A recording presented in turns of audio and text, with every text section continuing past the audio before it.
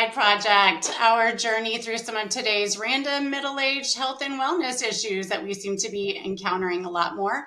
My name is Ruthie Miller, and I am sitting here with my friend. Hi, I'm Julie Legal, and I have known Ruthie so long. I've known her since before we needed to discuss things like how to keep our faces from sliding off of the bones and down to the floor. Ruthie, it's funny. I'm thinking about this topic about how much we mess with our skin as we age, and it brings me back to the very first time I did Botox, which was about a week before my 20th college reunion, 15th college reunion. I called a good friend of mine who was going and I said, "Is everybody getting Botox and not telling me?" And she said, "I went last week." Um, and I feel like that's sort of the thing that happens where, like, at least in my world, like, there wasn't like a everyone should go out and get this, but it was kind of like an unspoken thing. What about for you? I think it's similar here. Full disclosure, I have actually never done Botox, but it is something I feel like everyone around me does. And like you, I just am not really sure if it's a yes or if it's a no. It's just, honestly, it's not something I really notice. So, And friends, also, I have no idea if you're doing it or not, but I have a feeling that a lot of you are. I think people are and they're not talking about it. And then of course what we also see on TV or in, pictures are the like extreme, like terrible cases, and no one wants to look like that. And also no one wants to be the person that didn't do anything if there's like really simple things we could be doing to just like age a little bit more gracefully. Well, and that is me. And I mean, my issue with Botox is I don't think I really understand it. And I'm not sure that I want to inject something inside the parameters of my body. And so that is, I have a lot of questions around there, questions that, I wish I had somebody that I could ask these questions to. Well, Ruthie, I'm so glad that you want to ask an expert these questions because we're sitting here today with Sinae Kane.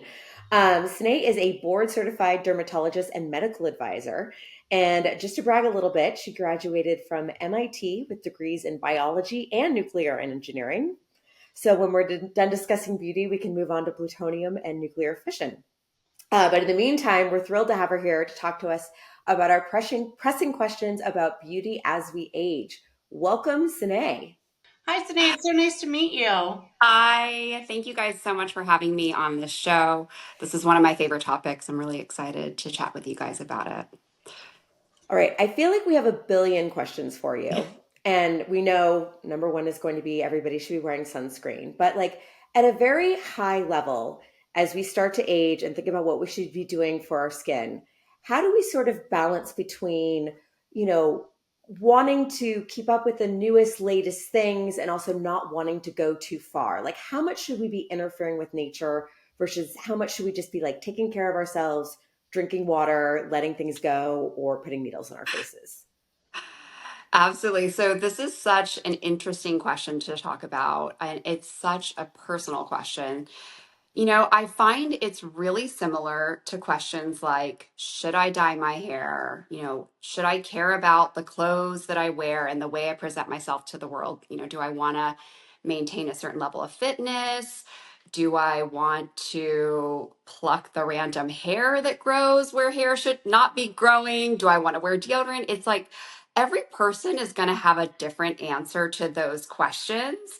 And, when I think about treatments to address the way that the skin ages, it really is the same. Like there's some people who are going to want to pick and choose certain things, and some people that want to do it all, and other people that are like, I don't want to do any of it. I think a lot of people get trapped into black and white thinking about this. They start to think, well, if I care at all about how my face looks as it ages, you know, that makes me a superficial person, or that means I'm not aging gracefully, or I'm not letting nature take its course. And I really think it's much more nuanced than that. Things like arthritis and hypertension, high blood pressure, those are all natural things, right, that happen to our body. So if you could do things to slow that process down, I really see it in a very similar vein. When I think about the way that the skin ages, I'm most of the patients who are coming to me, and when we're having this discussion, a lot of people are not coming in saying, I want to look 20 years younger, or I want to look like a different person than me. Most people are saying, you know what? If there are some low-hanging fruit, things that are really safe and relatively easy, are there some simple things that I could be doing that might make a big difference, make me feel a little bit brighter, look a little more rested? And for, the way I approach this topic, and I'd say for the patients who are attracted to a similar philosophy, that's really the way I think about it. That makes a lot of sense. Well, so going back to the Botox thing a little bit, can we Yes. talk Yeah. about that? Can you help me understand? I mean, I'm not opposed to doing it, but the idea of sticking something external Yeah. inside my body is just kind of foreign to me. Yeah. What is the point? And also, I feel like Botox has been around for a long time. Are there newer things that people are now doing instead or in addition to? Yeah, so let's back up and talk about what Botox is. It's a neuromodulator that essentially acts as a muscle relaxer. So, what happens is that many people, but not all people, age in a way that certain muscle groups on their face start to overact. So, it's like those muscle groups are it's like you're pumping, iron, you're working those muscles out, and when that happens over and over and over again, the skin starts to say, like, I give up. I'm going to just crinkle when you push me.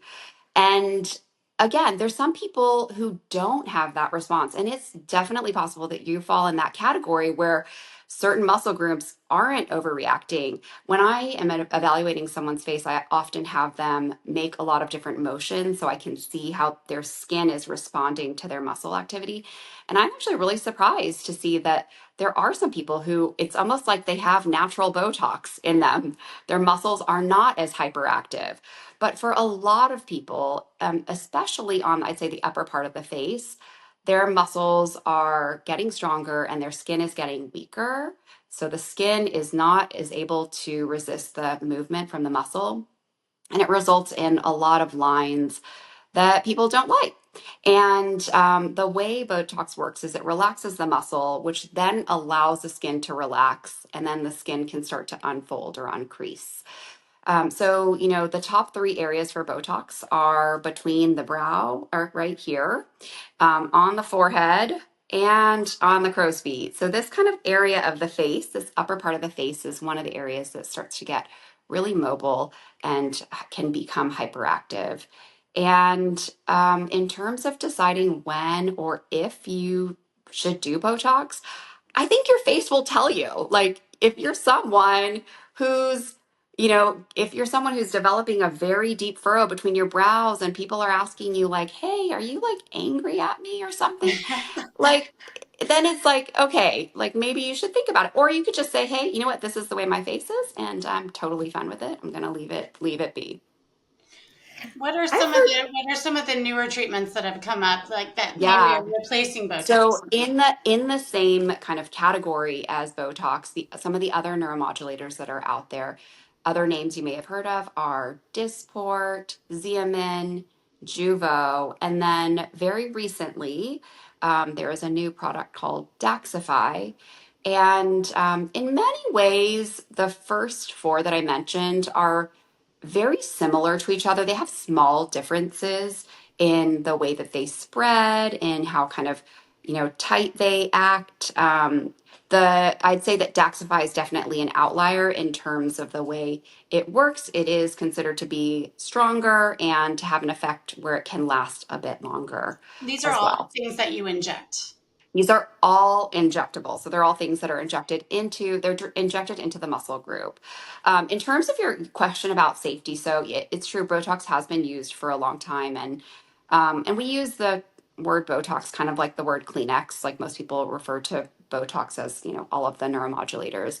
But they've been around, it's been around for a really long time. There has been a ton of safety data, and the amount of Botox that we are using for the face is minuscule compared to the amount that it's used for other medical purposes, like to treat larger muscle groups. So typically, the safety data on the cosmetic end and on these larger groups where they're using way higher doses than what we're using, there's never been any report of anything that is going to leave you with like a permanent harmful effect. Okay. Is That being is said, it is right now, Botox only comes in injectable form. So, there's some people that are just needle phobic and they're like, I don't want anything to do with a needle coming at my face. is there anything to the idea of like getting it early, like the concept of prevent the wrinkles from coming in because then your skin doesn't learn how to wrinkle? I've sort of been hearing this, like you shouldn't wait for wrinkles to appear there.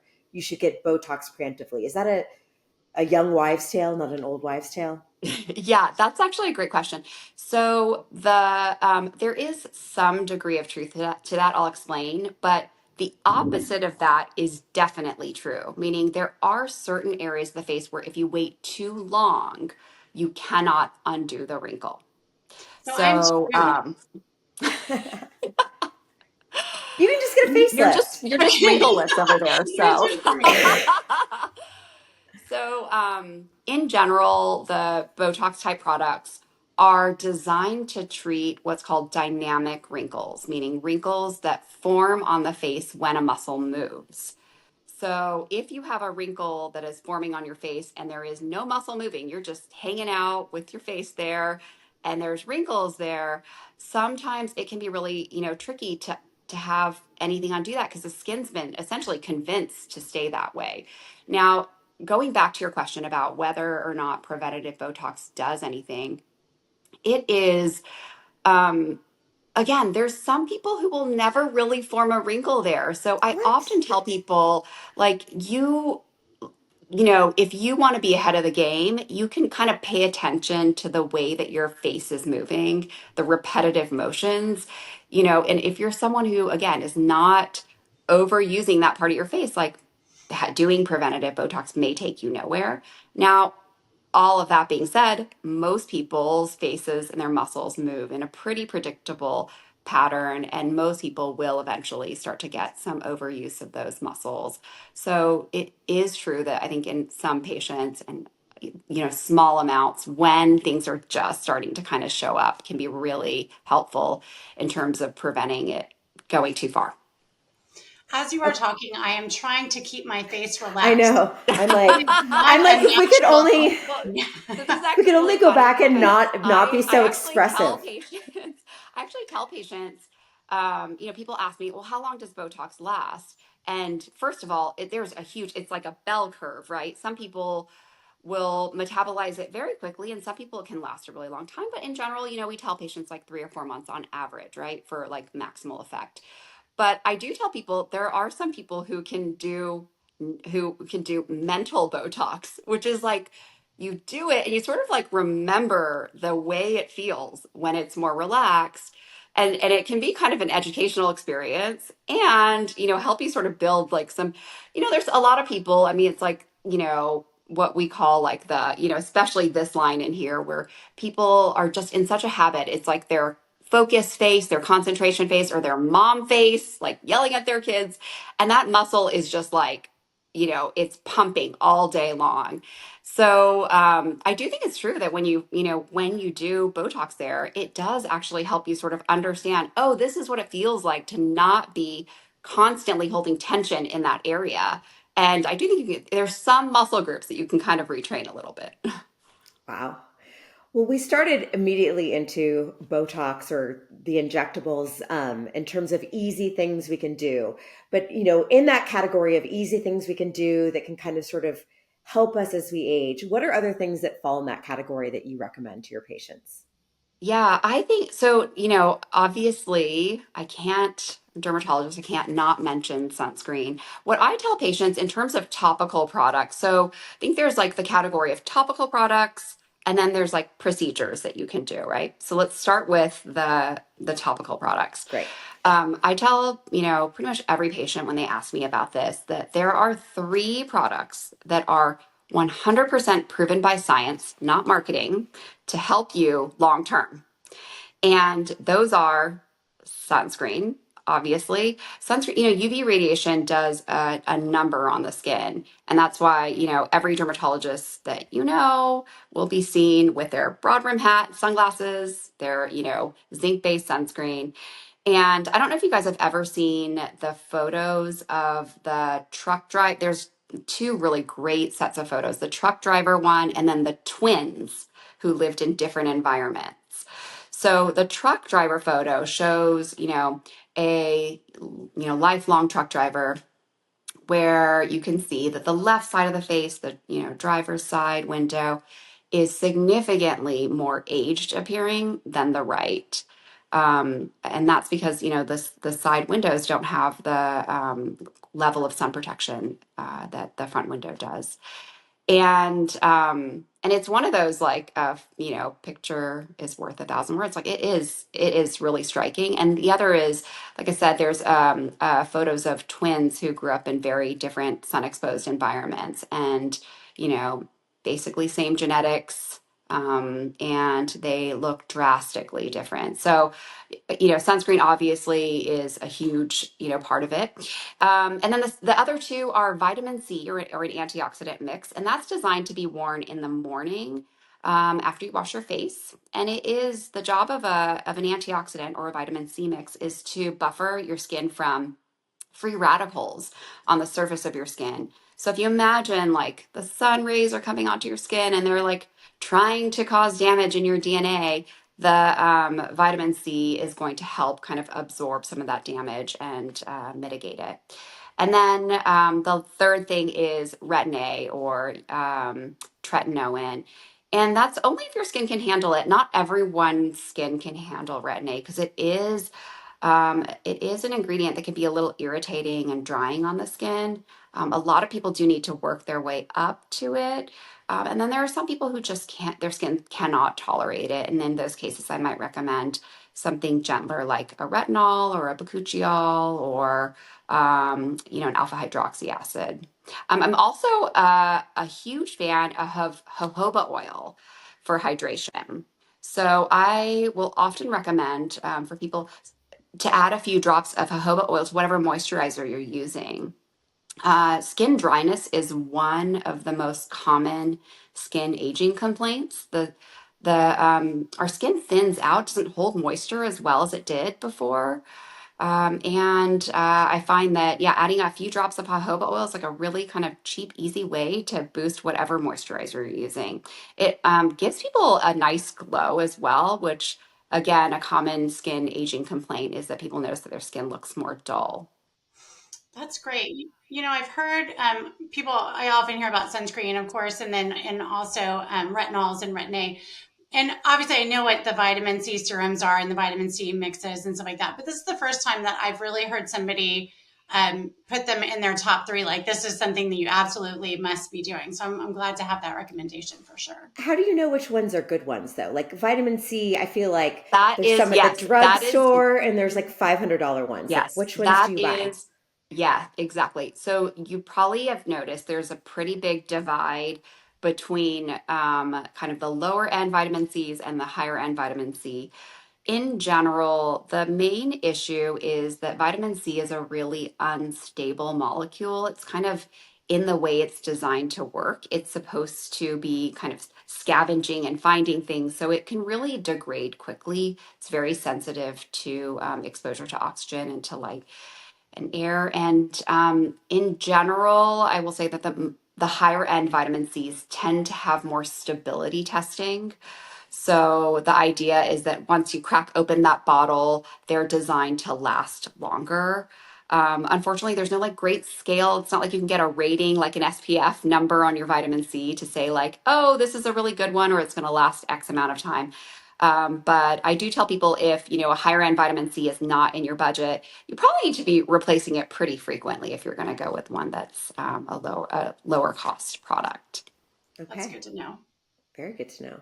All right. And then in That's terms of sunscreen, I mean, yeah. that's a whole other discussion, but there are, in the US, the zinc-based or mineral-based sunscreens are the best that we have. There are some other products, especially available in Europe, that have a very similar level of protection, but are not as white as zinc. But in the US, it's basically zinc is the best you're going to get. All right, that's topical stuff. Let's go back to Yes. non-topical Okay. stuff. So what are Yeah. beyond Botox, the sort of, next set of things that we should be doing? So there's a long list of, other treatments that we can do. And there's definitely no one size fits all. I would say that there are some common kind of categories in terms of how people's skin ages. For some people, they start to get very speckly on their skin. They get a lot of like brown spots or they get more redness and their skin starts to get really uneven in tone. So we often will talk about procedures to try to even out the skin tone. So that could be, kind of lower key things like chemical peels, which can help to even out skin tone and create a little bit more luminosity to the skin. To lasers that specifically target pigment in the skin or specifically target blood vessels in the skin. So, for patients with rosacea, they start to develop a really ruddy texture. They start to notice those little red lines on their face from the dilated capillaries. We would use, maybe a laser like a V-beam laser, KTP.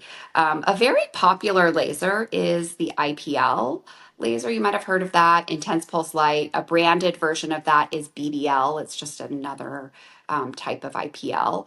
And that is a really common laser because it's a little bit like a jack of all trades. It does, it has a bunch of different filters within it that allow you to target multiple things at once. And so it, for people that are like, I'm just starting to notice like all these different colors on my skin and I want to even them out, it can target multiple. You can address red, you can address brown. So it's not like the most powerful at any one of those things, but it kind of does all of that at once. The one thing it doesn't do is it doesn't help with skin texture. So that kind of moves us into the next category, which is, for other people, they might notice more aging in terms of like losing collagen and elastin in their skin, like everything falling or melting or crinkling. And essentially, what's happening in your skin is your collagen fibers are kind of like bunching up and they're not acting in that nice, juicy, bouncy way that is in youthful skin. And there are some treatments that are designed to try to help stimulate collagen production. So, lasers that are going to do that would be things like a Fraxel or a Morpheus laser, a CO2 laser. Those are all like kind of different ways of trying to trick the skin into thinking it has a very controlled injury. And, the way I describe it to patients is if you got a tiny scrape on your skin, your body can heal it completely without a scar, right? So you have the ability in your skin to regenerate new fresh skin. So all of those lasers in the collagen regenerative category are trying to take advantage of that machinery that you have in your body to get your skin to, instead of losing collagen, to like grow collagen and elastin and actually help to turn skin cells over and create newer, healthier skin. It's even used, some of these lasers are even used to treat medical things on the skin. So things like precancers or skin cancers can actually use some of these lasers to make your skin healthier in a medical sense, not just in a make it look beautiful sense. That's And great. so when you do things like this, I assume you're doing it. Or is it like you have to do it every couple of years? Like you don't just do it once and, just like you have to get Botox every, say, 4 months. Is it like you get these lasers, you get this Morpheus, and then you Yeah, have to go do yeah. it every couple of years or? Yeah, for that, so for a lot of these treatments, it's what I tell people is if I stopped the clock on your aging and I put you in a cave where you weren't exposed to any sunlight, then your results would last super long. But, most of these treatments are not temporary. So, a lot of people are like, well, if I do this laser, how long does it last? Does it last like 4 months or 6 months or how long? And it's not that it's a temporary effect, it's more that your skin continues to age. And that you might be continuing to get exposed to things that might contribute to skin aging as well. So for a lot of these treatments, to see the best results, generally you're going to, need to do a series of treatments initially, maybe something like 3 to 5 sessions to get the results you're looking for. And then for a lot of people, we would come up with a plan of like, maybe let's do a maintenance or a touch up session, every 1, 2, or 3 years. We kind of figure out what based on kind of all of those other factors. If there's someone who, they grew up in Hawaii and they play golf and tennis all the time, like they're probably going to need treatments more frequently than other people that are like, oh, people like me, maybe who like grew up in partly in Kentucky and went to tanning beds, but now I'm a dermatologist. So like I'm really on it. So I do think that yeah, there's going to be some variability, but in general, like you might need a little bit of a maintenance schedule. Okay, so talking about treatments, Julie told me a couple of weeks ago about something called a vampire facial, and Yeah. I was intrigued and perplexed. And she told me kind of what it is, and it sounds absolutely insane. Yet something I kind of want to try. So please, can you enlighten us all on what exactly is a vampire facial, and Yeah. why should we or should we not try it? Yep. Yeah. So the vampire facial uses stem cells in your blood. It's really cool science. It is using a treatment called PRP, which stands for platelet rich plasma. And it is where blood is taken from your body, just like you were going to a lab and doing a lab test. And that blood is drawn out, it's filtered, and essentially your red blood cells and white blood cells are removed from it, which is why vampire facial is a little bit of a misnomer because it is not even red what you're injecting into there, right? But it is your platelets floating in your own blood plasma. And what was discovered is that your platelets have growth factors. They have sort of like stem cells that can go in and rejuvenate whatever it's injected into. So it originally started in orthopedic medicine. People were injecting PRP into joints to help with joint recovery. And as happens in science, we were like, oh, if it works for that, let's try it for something else. It started being used in other areas, and we commonly use it for the skin and also for the hair. We actually inject it into the scalp for certain types of hair loss. It can help stimulate hair growth. So the vampire facial is when you combine that liquid with a treatment called microneedling. And the microneedling is essentially creating little entry points into your skin. And right, Ruthie's eyes are like, oh God, needles. So I'm like, Ruthie's not for the faint of I heart, but know I have it's done not it. Yes. fun. It's actually like one of the least, I'd say it's actually pretty low in terms of pain control because it is the device kind of vibrates and distracts, and they're really tiny. And of course, you use numbing cream. So, but yeah, the liquid is essentially like kind of applied to the skin as you're microneedling, and the idea is that you're delivering this really nutrient rich plasma into your skin.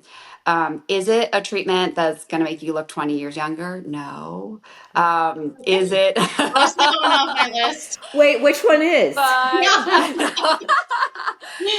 but it does it give you luminosity? Definitely. I mean, people really love the glow that they get from it. And That's it's why a it's called a vampire super. facial. It's not the blood, it's the glow. Yeah. Do And vampires glow? it's a super safe treatment, and it's also one that's pretty low on downtime. Generally people look like a little pink and dry for a couple days, but they tend to bounce back very quickly and you don't need to go in hiding. And as I mentioned, we use it for yeah, other areas like into the scalp. I always use, so I use a product at night and it has stem cells and growth factor in it. I always say I'm putting dead babies on my face. Is Yeah, it yeah. I don't know. And then but my dermatologist here recommended that and she said it's kind of her holy grail. So is putting it on topically going to help me just as much as using the needles, or like do you really need to have it Should she injected? stab herself in the face Yeah, before yeah. she Should puts it I be on? microneedling myself before I put it on? Yeah, yeah. Um, so I think no one really knows the answer to that question. Okay. This is a topic that is like a, a big area of research, and you'll start to hear more about, for example, there's this new category of growth factors called exosomes, which are being a lot of the companies are actually being researched. They're not actually approved yet, but there is, we're all trying to find like the holy grail, right? Of like the thing that's going to make, your skin look way younger. That's very effortless. I think the answer is that no one will really know yet. Like we don't know the answer to that question yet. But essentially you're kind of in the same category. I mean, obviously, the idea is if you're penetrating the skin a little bit more with creating channels, you're probably going to get a better effect. But with a lot of those products, I often recommend patients is like try them for a while and see like if your skin seems to be responding. I think there's a huge variability in how people respond. It's kind of like I was talking about before with we're trying to take advantage of like the machinery that's in your skin. Like so some people their machinery is going to be like, "Yes, I am on board with this and I am going to give you what you want." And other people are going to be like their skin's going to be like, "Meh, like I don't know." So I do think I think it's a little bit of trial and error in terms of trying things out and trying products out. um I know we were going to talk about supplements kind of along the same vein. There are in general there is not a lot of data behind taking oral supplements to benefit the skin. It's kind of like when people say even similarly to when patients are like ask me they're like if I hydrate a lot will that hydrate my skin? A lot of times the answer is no. Like if you're very dehydrated your skin might look parched. But if you're just like okay hydrated and you like super hydrate, your skin's not necessarily going to show like the extra hydration. So in terms of supplements, there has been a lot of research, and it is an area that's really challenging to study because it's hard to know. There's so many other factors going into it, right? Um, but I'd say one of the supplements that's gotten the most attention lately has been collagen or collagen peptides. And, it kind of makes logical sense. Like, we want more collagen, let's take the collagen. But again, like, it is a protein molecule. And, a long time ago, when this discussion sort of first started happening, the answer was no, that doesn't make any sense. You could just eat any protein source. Like, what's so special? It just gets broken down into peptides. And, maybe they're not necessarily like going to get absorbed into your skin. But there have been some studies that show that ingesting collagen peptides might help a little bit with skin hydration or with wound healing. So I would say that the answer, it's a mixed bag. There's kind of data in both camps. So again, when I talk to patients about this, I'm like, you can try it and see. I personally don't take collagen peptides because, a lot of people add them to their coffee, and I must have like a super taste bud or something because it completely ruins one of my favorite moments of the day, just drinking my morning coffee. So I don't use collagen peptides. The only supplement that I use on a regular basis is vitamin D, and that's because I am a religious sunscreen wearer. And most people that wear sunscreen religiously are gonna be low in vitamin D. And then the other supplement that I use periodically is an oral sunscreen plant. So this is pretty incredible. It started with a supplement pill called HelioCare. And it was a pill that was tested and shown to be equivalent to an SPF of like 6 to 8. So it's not as good as sunscreen, but it goes everywhere and That's lasts for not hours. nothing. That's Yeah. great. So you Yeah. can I'm take like, it as that's a supplement, more like than a my pill. tween is wearing on a normal day leaving the house. I'll shove that pill in him. Yeah. No, And it's a pill, so the like a original gummy one was a or pill, what? and now there's a gummy. Yeah, now there's a Yes. gummy. Yeah, so there is a company called Inner Glow. It's actually created by a dermatologist, and they have a product called Sol Defense, SOL Defense. And it's a gummy bear form of this plant. So the plant is an Amazonian fern called Polypodium leucotomus. And it was originally discovered, there is a tribe that eats, Amazonian tribe that eats this plant. it's part of their rituals and ceremonies. So they eat this plant, and they noticed that they had fewer sunburns. And that's what kind of sparked the original research studies. And anyway, yeah, so now there's this gummy bear form. And again, you take it like an hour before sun exposure and it lasts for 4 hours. You can top it off. I personally use it. We do a lot of tropical travel, and I take it with me on all of our trips and pass it out. We call it the sunscreen gummy. That is That's brilliant. I love amazing. it.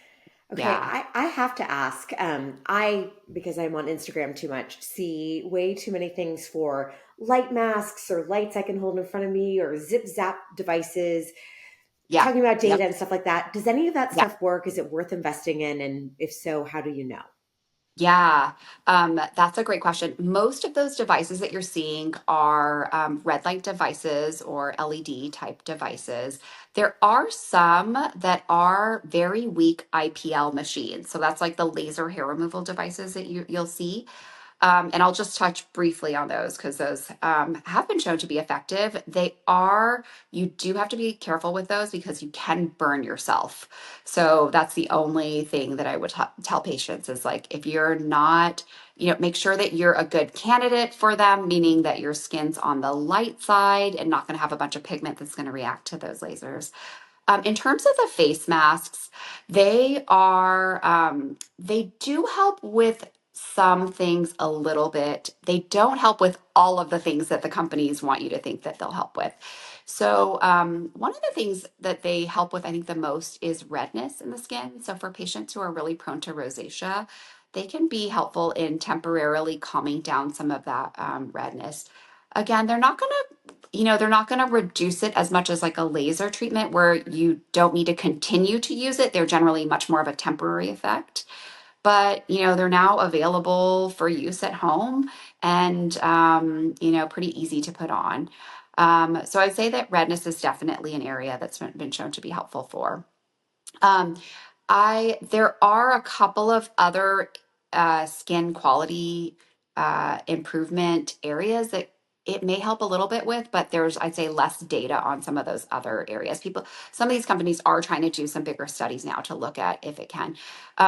For hair loss, there have been some kind of these low level light based devices that can again help a little bit. The question really becomes, is it enough to see a difference, right? Like if they show like, oh, it helps a tiny bit, but it's not enough for the naked eye to detect, then is it actually worth doing?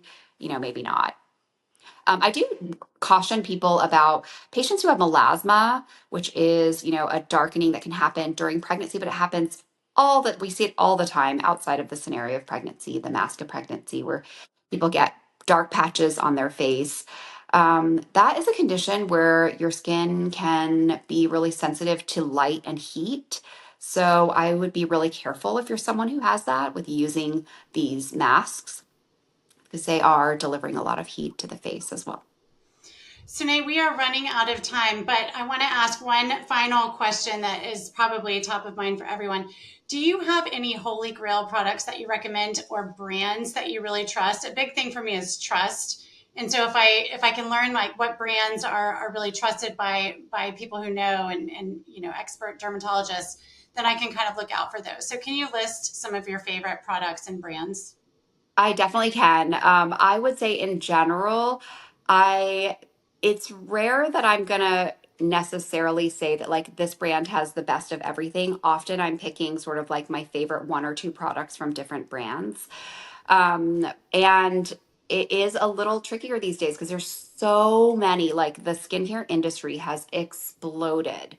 I mean, in the last few years, if you look in my bathroom cabinet, I'm constantly trying different products on, and it's like I can't even keep up, like, with how many different products are out there.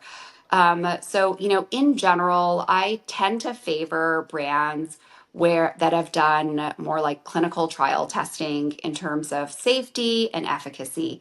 I am a mom of two kids. I work as a dermatologist. Like I'm busy. If I'm going to take the time to put products on my face, I want them to be worth it. And I want them, I don't want just like my cousin or friend to say, hey, I like this product, like use it. I want, something where they've done testing on like lots of people and they're like, this is a good chance of actually helping.